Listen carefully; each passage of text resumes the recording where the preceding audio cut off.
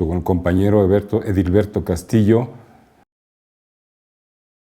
en el último congreso de la Central Campesina Cardenista fui nombrado responsable, junto con Edilberto, del tema de capacitación política.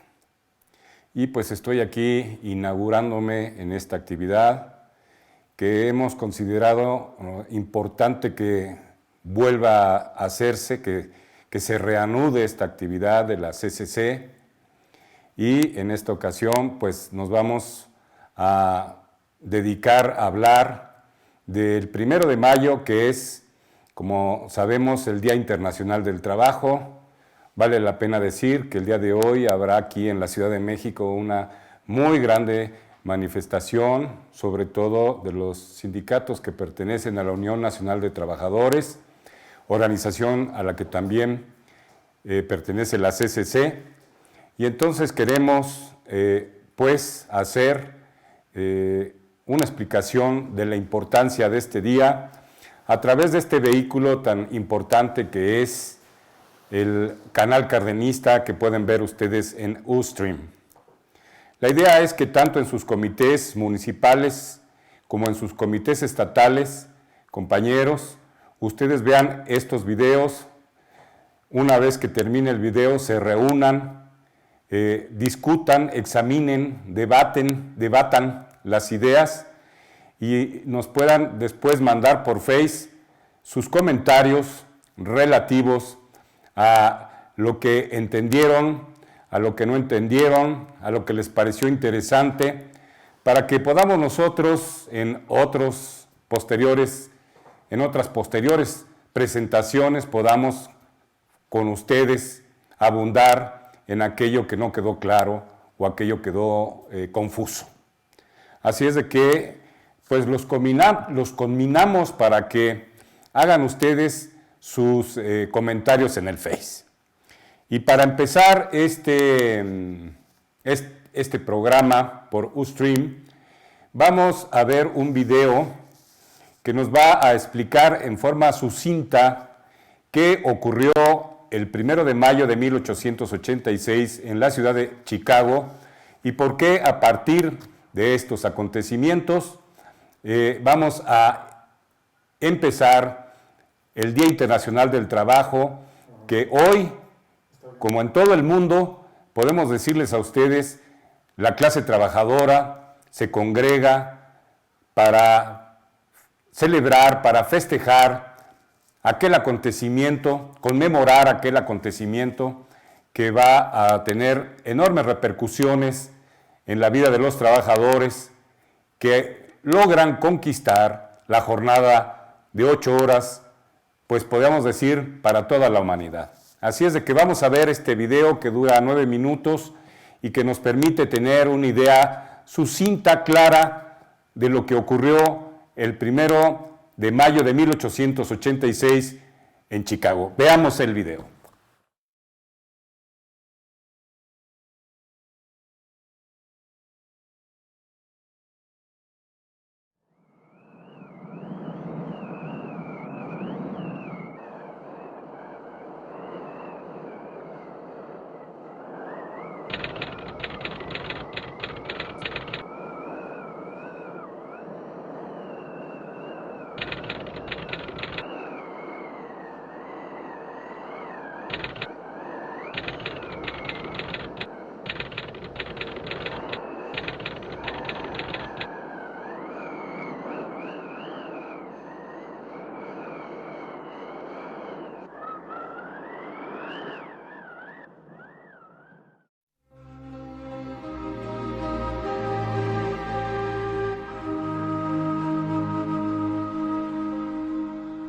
Estados Unidos vive meses de intensa agitación en las fábricas y en las calles.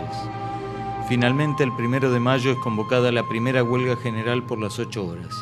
Aquel día, miles de trabajadores se movilizan y Chicago es el epicentro de los acontecimientos. La clase obrera desafía el poder de los capitalistas y por lo tanto la represión no se hace esperar. El ensañamiento policial es tal que varios trabajadores caen asesinados y otros tantos son heridos. A pesar de todo, el movimiento no se detiene. Ahora los huelguistas se concentran frente a las puertas de la fábrica McCormick.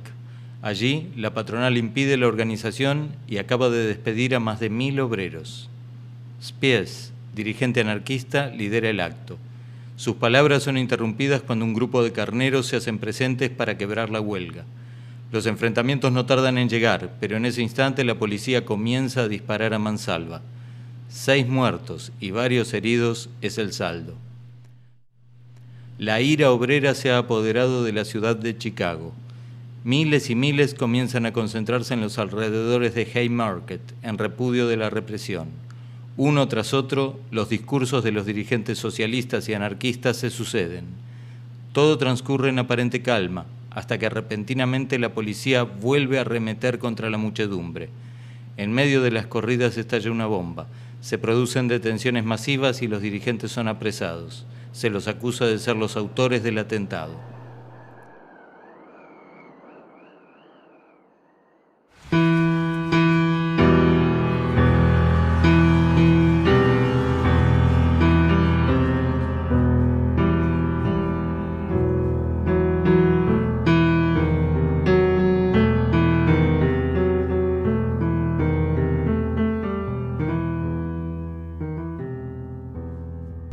La farsa comienza a rodar. Se los acusa de pertenecer a una sociedad secreta cuyo fin es destruir, a través de la dinamita, el orden establecido. Todo está armado para condenarlos. Con entusiasmo se nombra al gran jurado. El mismo se constituye con hombres de moral intachable. Todos desprecian la causa del proletariado. Frente a él desfilan más de 1000 individuos, testigos falsos, cuyo prejuicio hacia anarquistas y socialistas queda evidenciado de antemano. El fiscal del Estado hace su tarea, una tarea ruin e ineficaz. Nada pudo ser probado, pero poco importa eso porque las cartas ya están echadas. La clase dominante está dispuesta a brindar una lección ejemplar. Un apasionamiento febril, lleno de odio y venganza, la invade. El plomo es el mejor alimento para los huelguistas. La prisión y los trabajos forzados son la única solución posible a la cuestión social. Es de esperar que su uso se extienda, escribe el Chicago Tribune. Mientras la fiscalía exclama: ellos no son más culpables que los que los siguen. Condénenlos como lección a los demás. Ahórquenlos para salvaguardar nuestra sociedad. Norteamérica se viste con el atuendo de la muerte y el mundo asiste a un espectáculo espeluznante.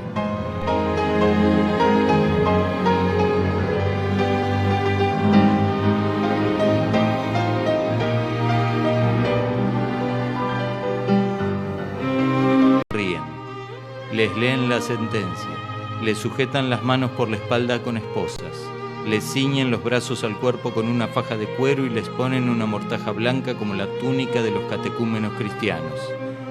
Abajo está la concurrencia, sentada en hileras de sillas delante del cadalso como en un teatro.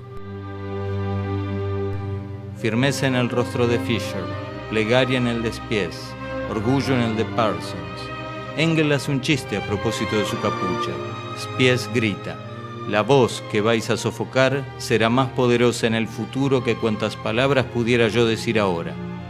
Les bajan las capuchas, luego una seña, un ruido, la trampa cede, los cuerpos caen y se balancean en una danza espantable.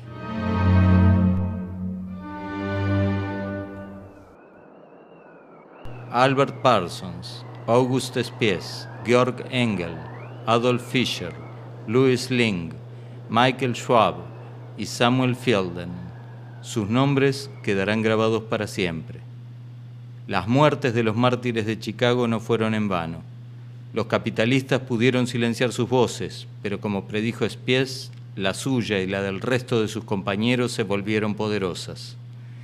Ellos forman parte de nuestra historia, una historia plagada de tragedias, pero también de heroísmo. Aún en ese momento dramático, cuando el final se acercaba, aquellos luchadores se irguieron valientemente ante sus verdugos para sentenciar. Los miembros de la Asociación Internacional de los Trabajadores estamos convencidos de que solo por la fuerza podrán emanciparse los trabajadores de acuerdo con lo que la historia nos enseña. En ella podemos aprender que la fuerza libertó a los primeros colonizadores de nuestro país, que solo por la fuerza fue abolida la esclavitud, y que así como fue ahorcado el primero que en este país agitó a la opinión contra la esclavitud, vamos a ser ahorcados nosotros. ¿En qué consiste mi crimen? En que he trabajado por el establecimiento de un sistema social donde sea imposible que mientras unos amontonan millones, otros caen en la degradación y la miseria. Así como el agua y el aire son libres para todos, así la tierra y las invenciones de los hombres de ciencias deben ser utilizados en beneficio de todos. Vuestras leyes están en oposición con la naturaleza y mediante ellas robáis a las masas del pueblo a la vida, a la libertad y al bienestar. No combato individualmente a los capitalistas, combato al sistema que produce sus privilegios. Mi más ardiente deseo es que los trabajadores sepan quiénes son sus enemigos y quiénes son sus amigos. Todo lo demás merece mi desprecio.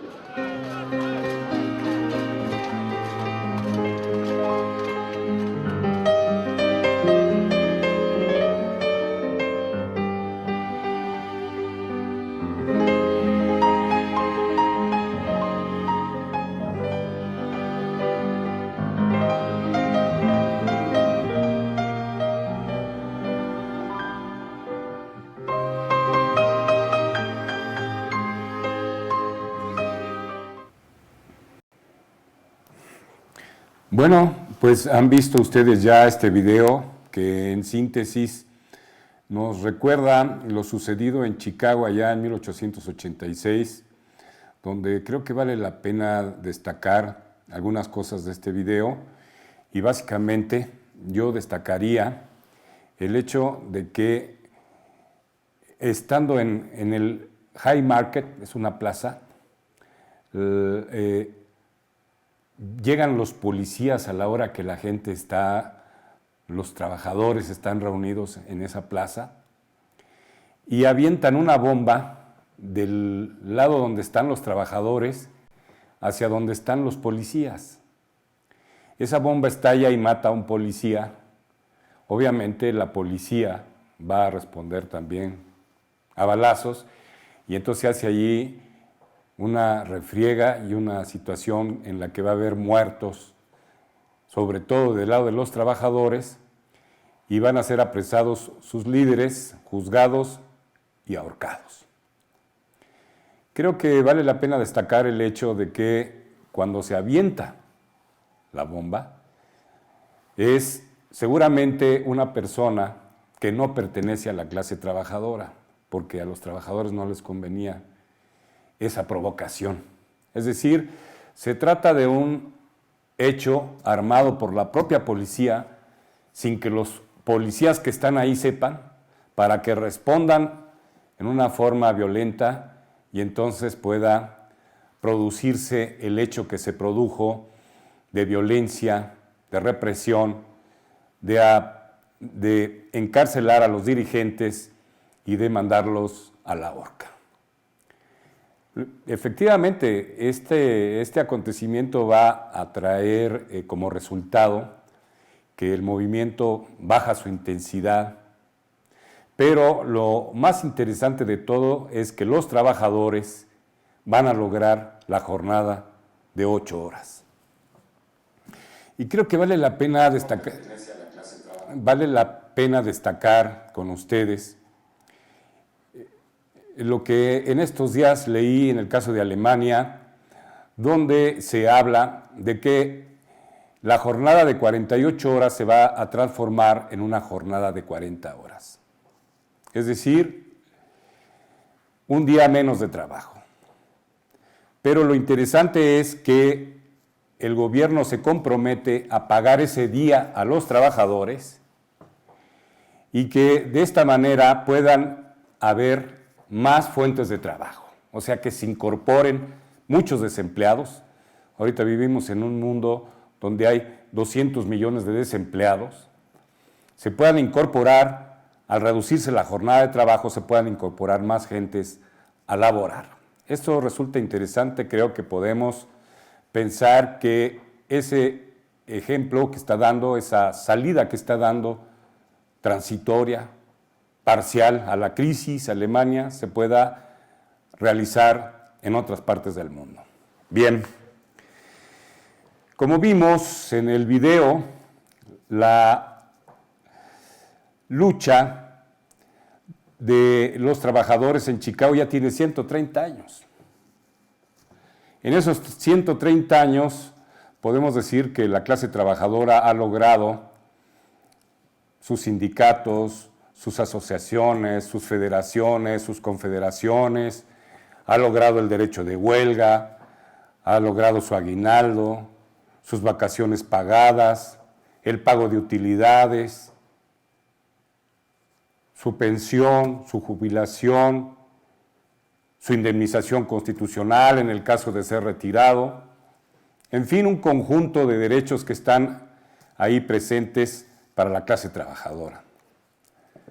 Pero también podemos decir que a partir de las reformas estructurales que se están implementando neoliberales en todo el mundo, o sea, podemos decir que el caso de México llega en cierto sentido un poco tarde a estas reformas estructurales neoliberales. En Sudamérica, pues ya tienen 20 años estas reformas. Nosotros en México las empezamos a ver que se aplicaron parcialmente desde hace unos 20 años.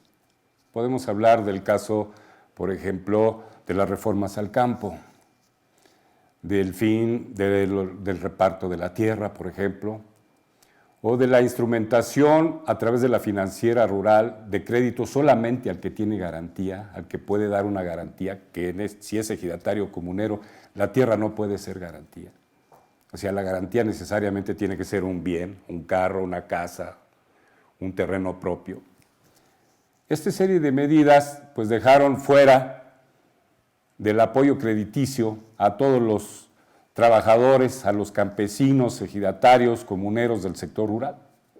Vemos cómo se empezaba a aplicar ya este conjunto de reformas. Pero ahora, en el caso de los trabajadores, de los sindicatos, vemos cómo las reformas estructurales pues tienen ya un sentido mucho más gravoso, un sentido que afecta a la clase trabajadora. Vamos a mencionar algunas de ellas. Por ejemplo, la contención salarial.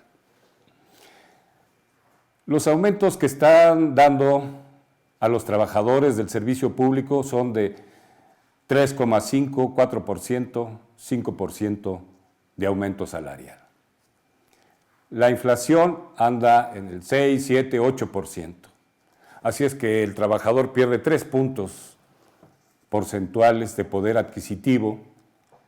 Y podríamos decir, bueno, 3 puntos, pues no es mucho, sí, pero súmenle 10 años, 20 años con esa política, ya son 20%, 30%, 40% de pérdida de poder salarial.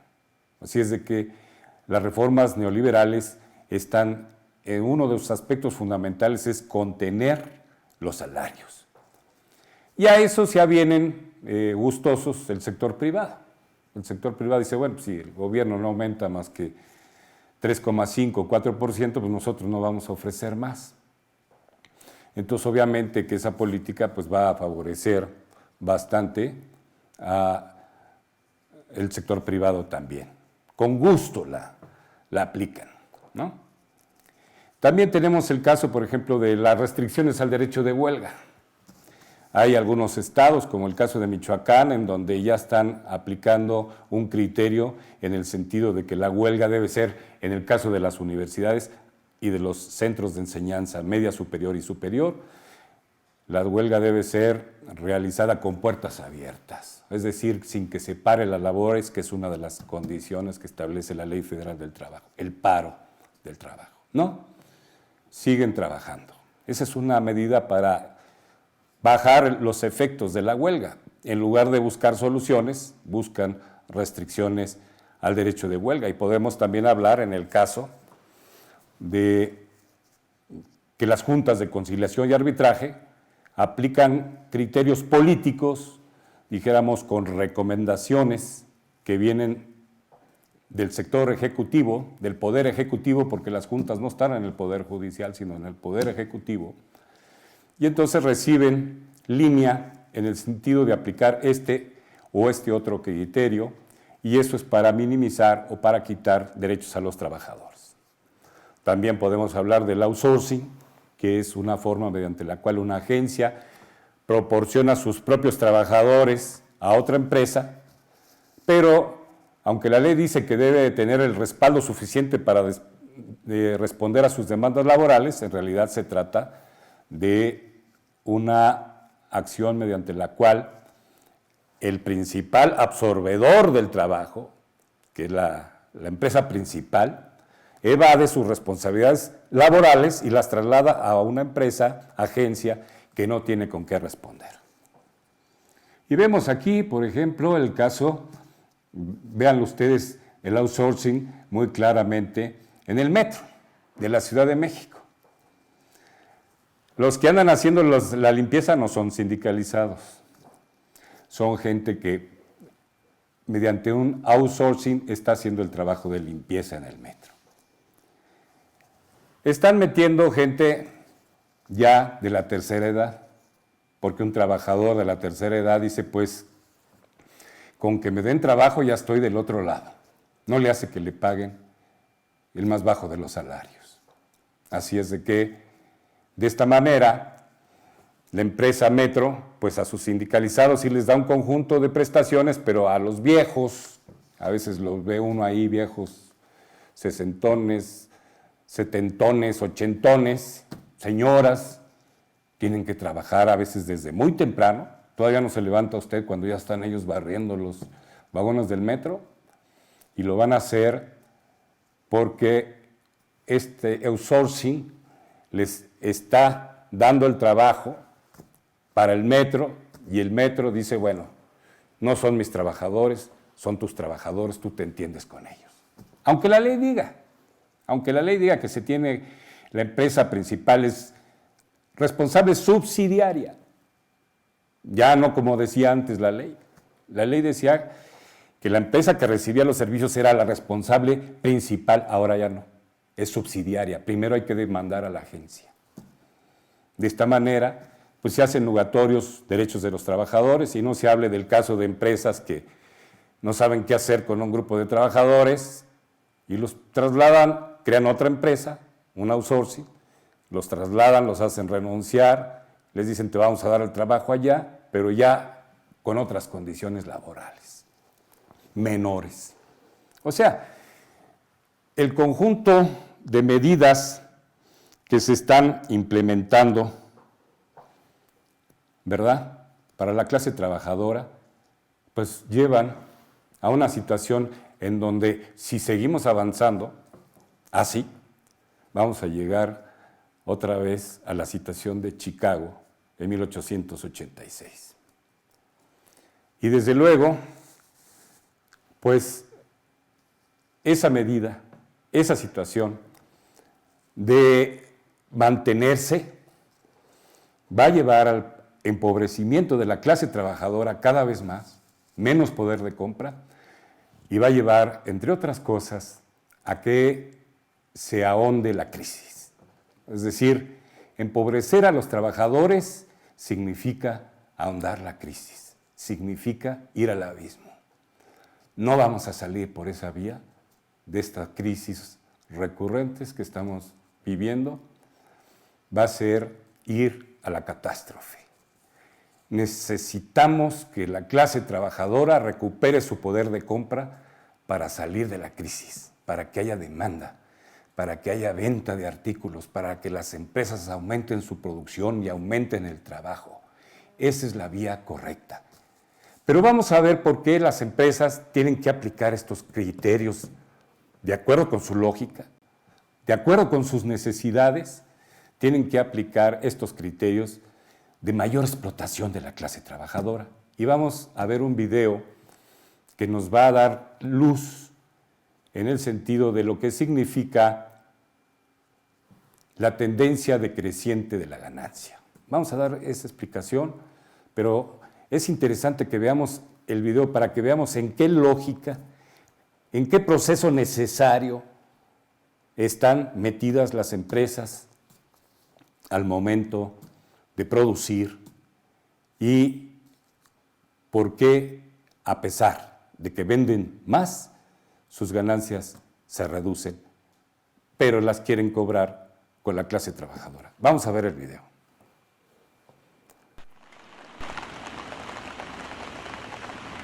Es un día lluvioso en Miyazaki, en el sur de Japón. En esta fábrica, Hitachi produce 500.000 de televisores de plasma por año.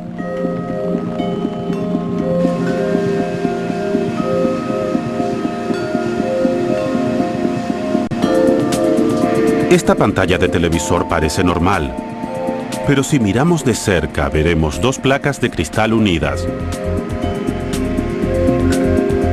Lo que sucede entre estas placas de cristal es el secreto de la fabricación de los televisores de plasma ultra delgados.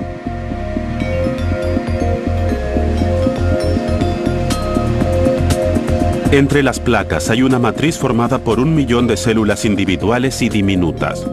Cada una mide una fracción de centímetro. A través de las capas superior e inferior del cristal hay cientos de electrodos delgados que se entrecruzan. Ellos deben crear un medio eléctrico que cargue una mezcla de gases inertes que pronto llenarán esas células. Los gases son el neón y el xenón.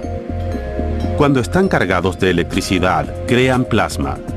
Quizás piensen que la materia se encuentra solo en 3 estados. Sin embargo, además de los estados líquido, gaseoso y sólido, está el estado plasma, que constituye casi toda la materia visible de nuestro universo. Al agregar electricidad a ciertos gases, se crea el plasma, que a su vez origina luz. Entonces, ¿cómo se origina la aurora boreal en una pantalla de televisión? Primero se la llena con neón y con xenón. Un dispositivo soldador robótico coloca este diminuto tubo de cristal en la parte trasera de la pantalla. Por medio del tubo se elimina el aire y se introduce la mezcla de gases.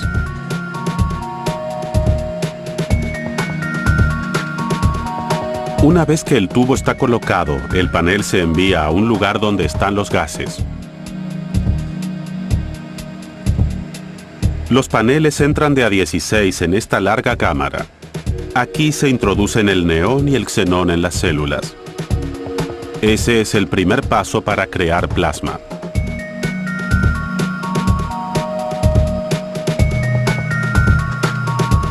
Ahora, los televisores están llenos de gas, pero hay un problema importante.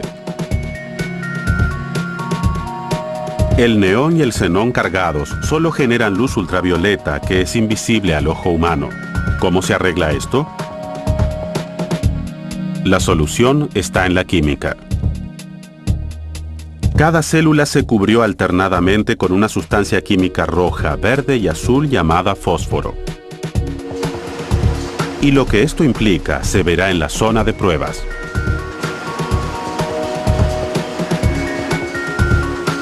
Pronto y por primera vez pasará electricidad a través de estas células. Toda la ciencia y la ingeniería se han aplicado para llegar a este momento. Esta mujer está creando una tormenta eléctrica ante nuestra vista. Nace el plasma. Cada vez que se enciendan estas pantallas, una corriente eléctrica cargará los electrodos para crear plasma. Y como se produce una reacción química dentro del televisor, hay que asegurarse de que sea seguro. Así que las pantallas van a esta cámara especial. Aquí se encienden cientos de pantallas y se dejan funcionando por horas para asegurarse de que los gases y la tecnología sean estables. La pantalla de plasma está completa. Pero todavía no es un televisor. No tiene los sintonizadores, los receptores ni las antenas. El televisor de plasma todavía tiene un largo camino por recorrer.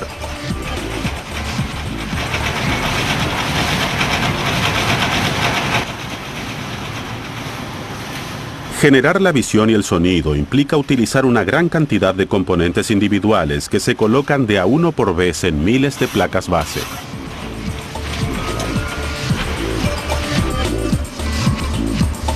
Las máquinas de inyección de plástico de alta presión producen las variadas carcasas delanteras para los diferentes tamaños de los televisores que se fabrican aquí. Luego se une todo en una cadena de producción.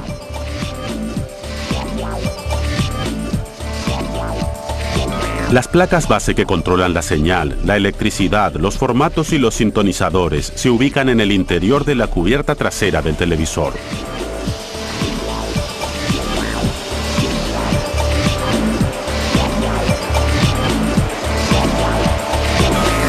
Pero ahora la pantalla tiene un contraste pobre y emite una luz blanquecina. Por lo tanto, se agrega otra pantalla para aumentar el contraste.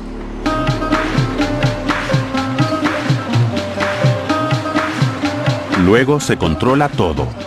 Las barras de colores sirven para verificar que los televisores producen correctamente todos los colores, incluidos el blanco y el negro, y que no muestran grises oscuros. Se deben probar los formatos y todas las funciones. Estos trabajadores al menos logran ver la parte delantera del televisor. Dediquemos un momento a Tatoshi Matuono. Aunque parezcan ruidos caóticos, para los oídos de Tatoshi los beeps significan que todo está bien, todo va bien, hasta que oye ruidos diferentes. Algunas pruebas suponen procesos muy técnicos. Está verificando si hay tornillos flojos. Tatoshi ve la parte trasera de cientos de televisores cada día, pero le gustaría mirar la parte de adelante. Los televisores me gustan tanto que me gano la vida fabricándolos. Todavía no tengo un televisor de plasma, pero sueño con comprar uno.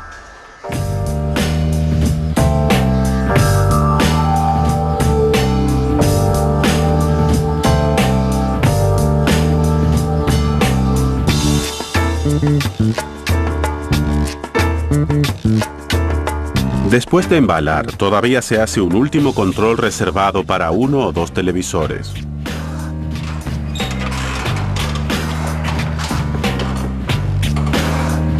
Algunas veces se quita un televisor de la cadena de montaje y se lo lleva a la cámara de vibración. Una base de metal agita el aparato para comprobar que todo está atornillado adecuadamente y que no hay piezas sueltas. Cuando se abre la caja del televisor, todo debería estar en su lugar.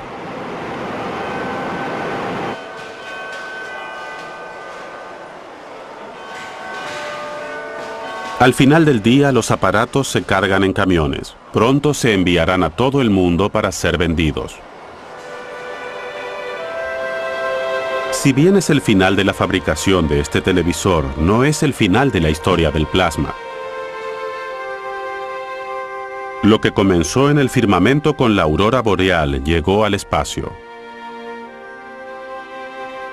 En la actualidad, el gas de plasma se utiliza como propulsor en los lanzacohetes.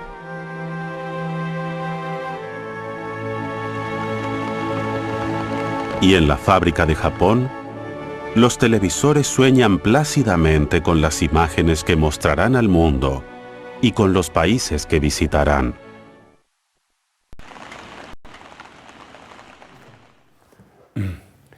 Bien, pues ya vieron ustedes este video que tiene la intención de que ustedes vean cómo se realiza la producción en las muy modernas empresas.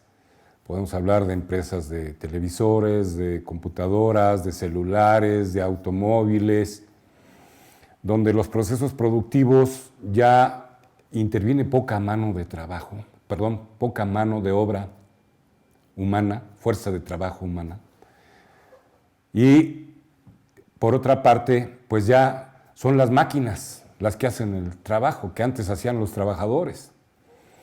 Ven ustedes, han visto en este video cómo un robot empieza a pegar en las tabletas que llevan los televisores, empieza a pegar a una velocidad extraordinaria los circuitos y ya no se necesita un trabajador para eso.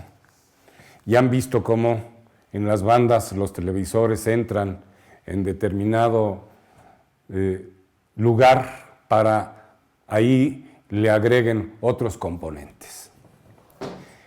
Y también hemos visto los videos de las empresas donde se fabrican automóviles, como de pronto se para lo que es la carrocería y baja un robot, una máquina, que empieza a soldar las puertas y los distintos componentes y ya no hay ahí un trabajador.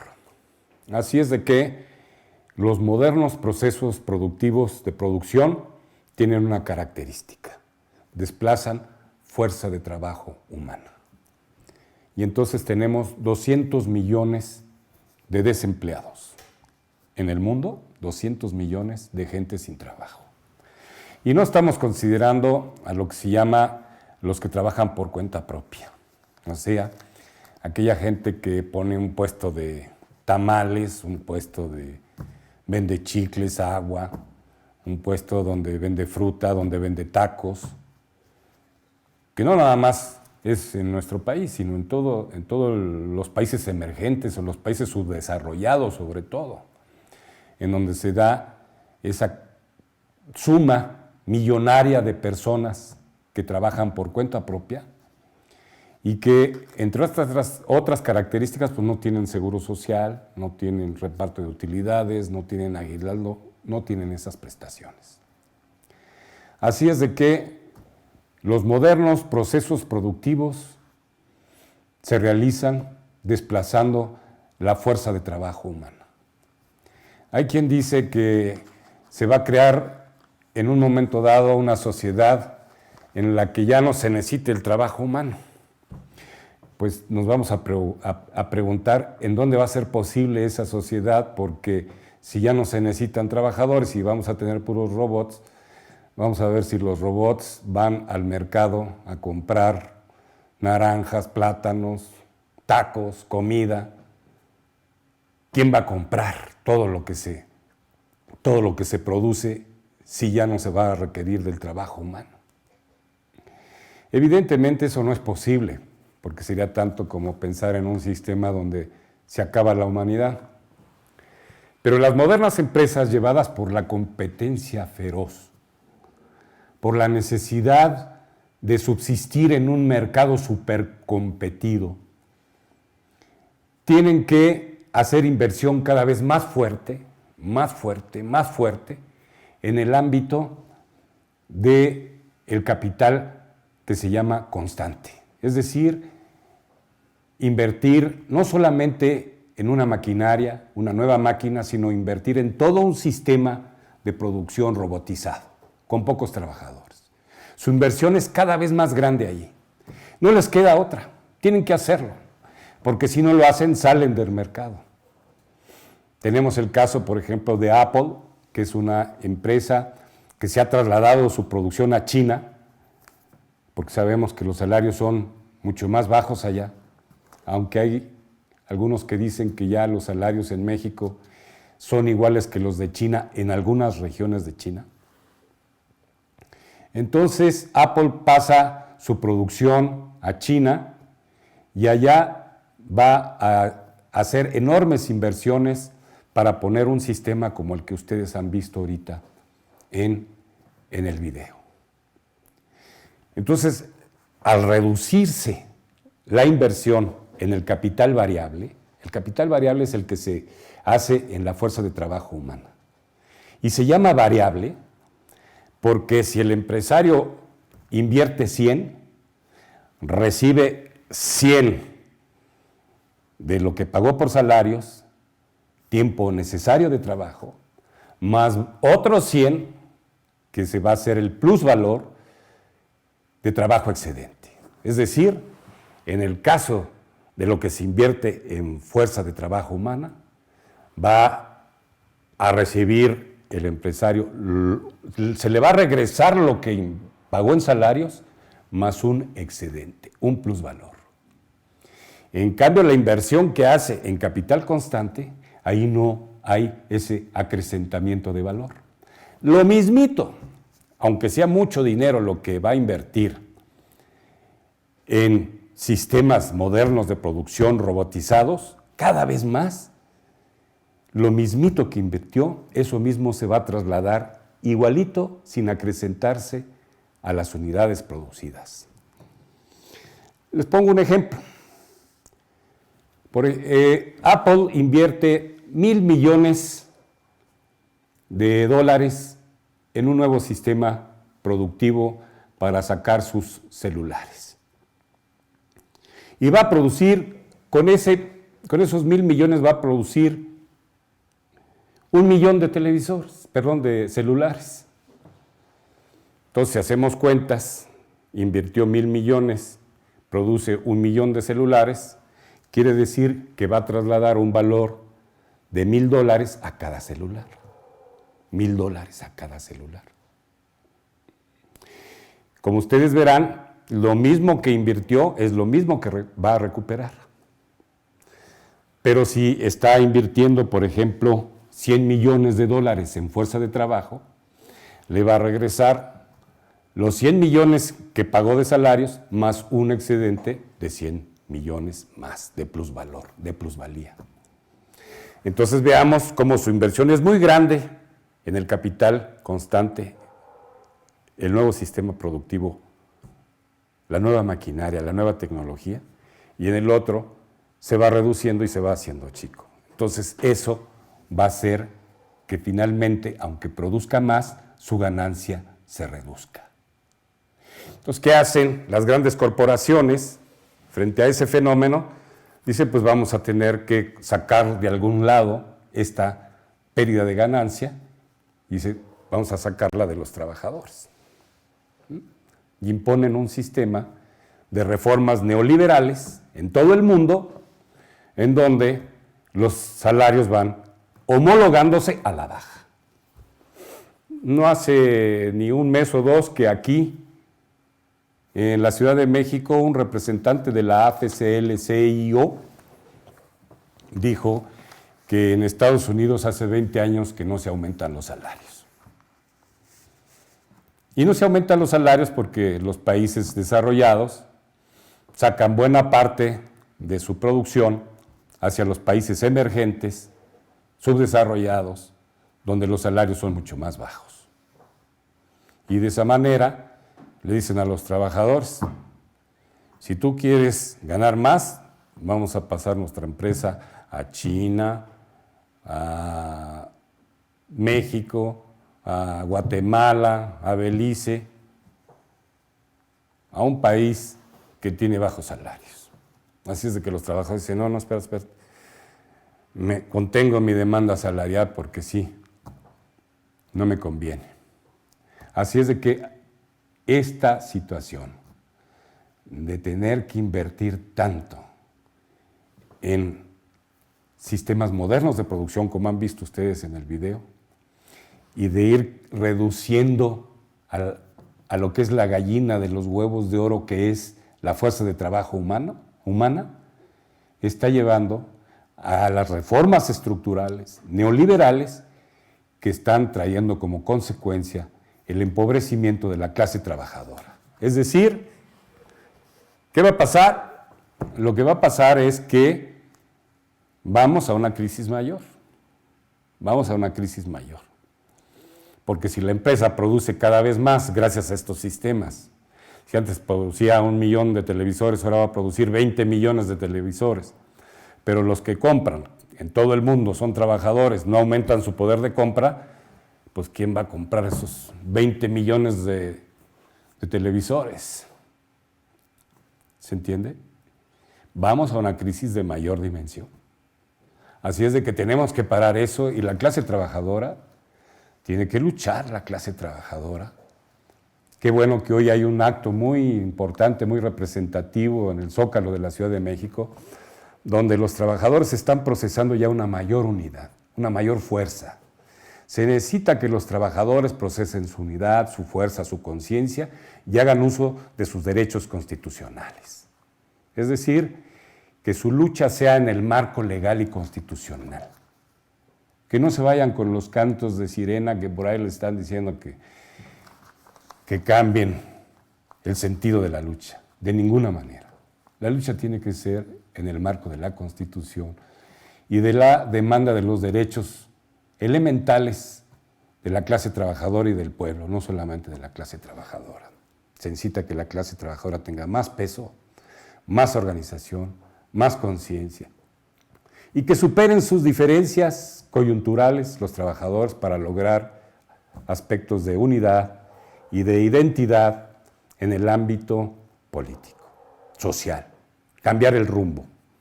Porque si no es la clase trabajadora la que cambia el rumbo, no va a haber quien lo cambie. Y también necesitamos que con su fuerza y su organización los trabajadores puedan imponer cambios en la política financiera de los países. Ya no solamente hablamos de México. Es decir, el capital que más está ganando es el capital financiero y está ganando sin producir. Les doy un ejemplo. General Motors anuncia que sus ganancias proceden 30% de la venta de autos y 70% de la especulación. Es decir, a General Motors ya más que interesarle producir carros, le interesa especular. ¿Y cómo especulan? Pues miren, se van a las bolsas de valores, compran acciones cuando todo mundo está vendiendo y venden cuando todo mundo está comprando, porque ellos tienen información privilegiada y saben qué va a pasar. Y si saben que va a haber un acontecimiento que va a derrumbar las bolsas de valores dentro de una semana, venden a la hora que están a buen precio las acciones, y entonces los que pierden son los que no saben, los mansos corderos que van a la bolsa de valores con sus ahorros de toda la vida y de pronto, ¡pum!, se acabó. El capital financiero, que tiene los paraísos fiscales en muchas partes del mundo, donde están empresas fantasmas que operan de tal manera que los grandes capitales no pagan impuestos, evaden, y ya no quieren producir, no quieren tener problemas con trabajadores. Ay no, qué lata, tener que estar lidiando con ellos, que demandan, que paran, que luchan, que piden. No, mejor vámonos a ganar. Hay una noticia que leí en el sentido de que las ganancias del capital financiero son 1,000 billones de dólares cada día, sin producir, especulando. ¿Para qué meterse a lidiar con los trabajadores? Eso que lo hagan, ahora sí que la gente tonta. No, vamos a ganar de un plumazo cientos de miles de millones de dólares, porque nosotros manejamos la economía, dicen ellos, y podemos hacer lo que nos plazca. Contra eso la clase trabajadora debe alzarse. Debe alzarse pidiendo que los gobiernos cada vez sean más exigentes en el cumplimiento de las normas que se refieren a la fiscalización de las ganancias de las empresas y a la evasión de impuestos. Y también a impedir que los inocentes sean devorados por los grandes tiburones que especulan con los commodities, con las acciones, con la compra-venta. Dinero para sacar dinero, no producen riqueza. Lo que hacen es redistribuir la que ya se creó. De un plumazo le quitan a los que han trabajado toda su vida sus ahorros. No producen nada, no crean nada, simplemente arrebatan. Así pues que los trabajadores tenemos que hacer con nuestra organización, con nuestra Central Campesina Cardenista, con la UNT y las demás organizaciones fraternas, tenemos que luchar por cambiar esta situación donde se está trasladando la pérdida de poder adquisitivo, es decir, se está trasladando hacia los trabajadores las pérdidas que tiene la clase empresarial y se están yendo hacia la clase trabajadora, a la que se le quiere sacar cada vez más, empobreciéndola. Eso nos lleva a un abismo peor, nos lleva a una situación peor. Y vamos por último, a ver un video en el que vamos a ver una marcha de los trabajadores jornaleros de San Quintín. Como ustedes recordarán, hace unos meses se vio la lucha de estos jornaleros que son súper explotados. Ya los tienen como en la época del porfirismo, trabajando 16 horas, 18 horas, para poder sacar un salario 30 pesos arriba del mínimo, pero sin prestaciones, sin aguinaldo, sin seguro social, sin nada. Pues hoy marcharon en la Ciudad de México los jornaleros. Ahí están en una marcha demandando sus derechos. Vamos a ver ese video y vamos a terminar con nuestro programa de hoy. Buenos días, compañeras y compañeros de todo el país, toda la estructura de la Central Campesina Cardenista que recientemente se eligió a nivel nacional con el motivo de nuestro 10º Congreso Nacional, desde esta plancha del Zócalo, donde estamos participando por primera vez como Sindicato Independiente Nacional Democrático de Jornaleros Agrícolas. Enviamos un cordial saludo y les pedimos que nos ayuden a seguir organizando este importante sindicato que puede representar una lucha muy importante de más de 5 millones de jornaleros. Hasta ahorita hemos ya logrado la constitución de 4 secciones en el país: la Ciudad de México, Aguascalientes y Morelos. Hoy participan nuestros compañeros en esta marcha convocada por la Unión Nacional de Trabajadores, esta marcha unitaria de todos los trabajadores de México el 1 de mayo. Tenemos tareas importantes en nuestro plan de acción y en nuestro plan estratégico de seguir construyendo el sindicato, de seguir afiliando a compañeros jornaleros, esos compañeros compatriotas que son los más olvidados, los que no tienen el derecho, tienen sus derechos, pero no los hacen valer tanto el gobierno como las autoridades. Creemos que es necesario pues organizarnos en defensa de sus derechos laborales para que tengan vida digna, un salario justo, seguridad social y prestaciones de ley. Hacemos el llamado, compañeros, a todos para que nos ayuden, toda la estructura que quedó electa, los secretarios asalados del campo inmigrantes, para que trabajen, para que se acerquen con los compañeros jornaleros, para que los inviten a organizarse y afiliarse en su justa lucha. Muchas gracias, compañeros. Muy buenos días, compañeros. Aquí estamos, un saludo para todos, toda la estructura de la Triple C que se acaba de conformar en su congreso donde estuvimos presentes. Les mandamos un saludo a todos y cada uno de ustedes. Igual que el compañero, los seguimos invitando para que se sigan organizando, para poder conformar más secciones y fortalecer más el sindicato. Un sindicato independiente nacional democrático de jornaleros agrícolas, como lo dice su nombre, un verdadero sindicato formado por los propios trabajadores del campo. Vamos a estar trabajando en conjunto con la Central Campesina Cardenista. Vamos a estar organizándonos para poder seguir conformando esas secciones, hacer más fuerte el sindicato y poder representar a más de 5 millones de trabajadores que hay en este país. Ya no queremos más sindicatos charros, ya no queremos más sindicatos de protección. Buenos días.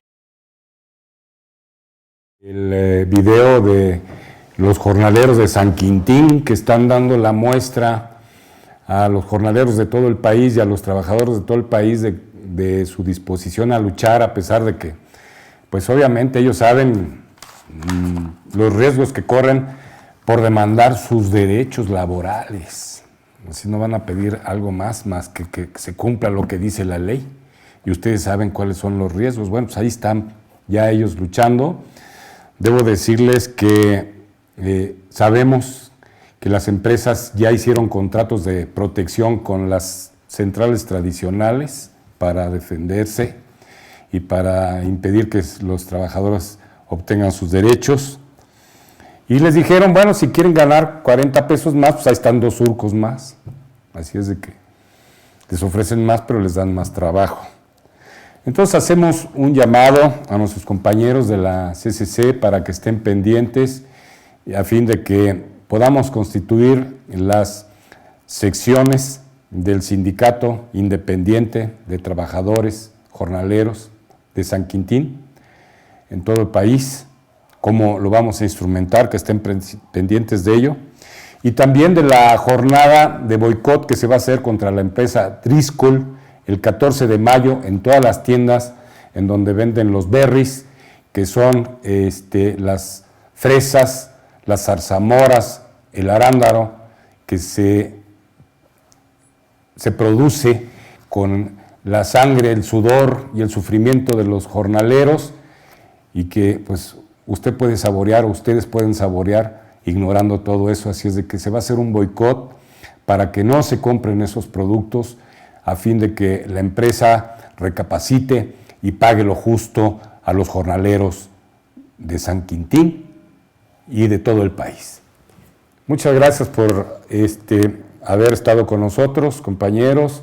Les pedimos que en los lugares donde saben que no se vio este video, les avisen a sus compañeros para que lo vean, se reúnan, discutan lo que hemos dicho aquí y nos manden sus opiniones a través del Face. Quiero decirles que agradezco, yo soy un servidor de ustedes, Guillermo Andrade García, agradezco al compañero Julio César, ¿cuál es tu apellido, Julio César? Cervantes, Julio César Cervantes, que está a cargo de la producción, y desde luego a nuestro compañero dirigente nacional Max Correa de la CCC, que es posible, ellos hacen posible, junto con un servidor, el que estos videos puedan llegar hasta ustedes. Muchas gracias, esperamos sus comentarios.